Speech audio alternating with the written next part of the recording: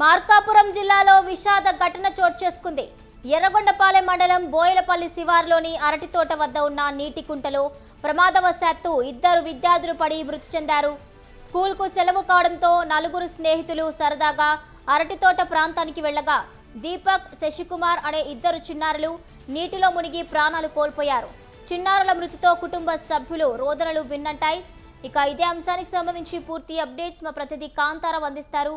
కాంతారావు,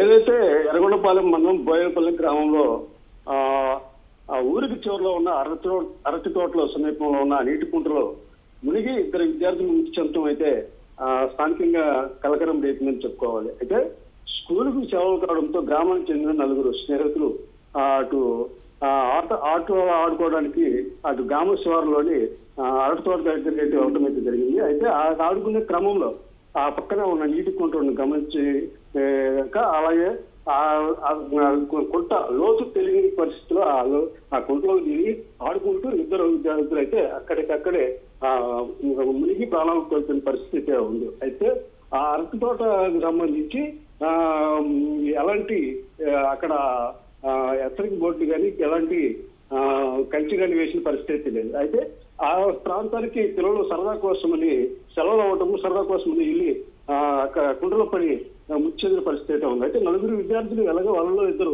దీపక్, శశికుమార్ అనే ఇద్దరు కుండలో పడి చనిపోయిన పరిస్థితి ఉంది.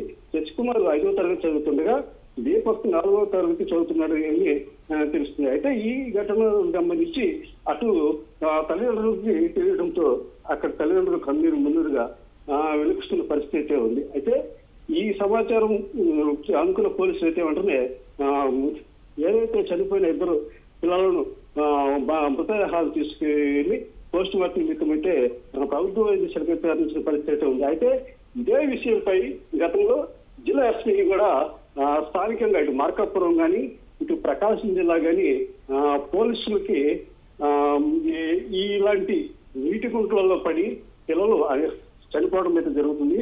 కాబట్టి ఎక్కడైతే నీటి కుంటలు, కాలువలు ఇలాంటివి ఉన్న చోట్ల ప్రమాద హెచ్చరిక బోర్డులు ఏర్పాటు చేసి అక్కడ ఆ ప్రాంతంలో ఉన్న తల్లిదండ్రులకు తమ పిల్లలు బయటికి వెళ్ళి నీటి కుంటల్లో కానీ అలాగే కాలంలో కానీ పడిపోయి చనిపోయే ప్రమాదం ఉంది, వారికి సూచనలు చేయమని చెప్పి జిల్లా ఎస్పీ అయితే చెప్పిన పరిస్థితి ఉంది. అయితే అన్ని పోలీస్ స్టేషన్ పరిధిలో పోలీసులు అయితే తల్లిదండ్రులకి కొంత కౌన్సిలింగ్ ఇస్తున్న పరిస్థితి ఉంది.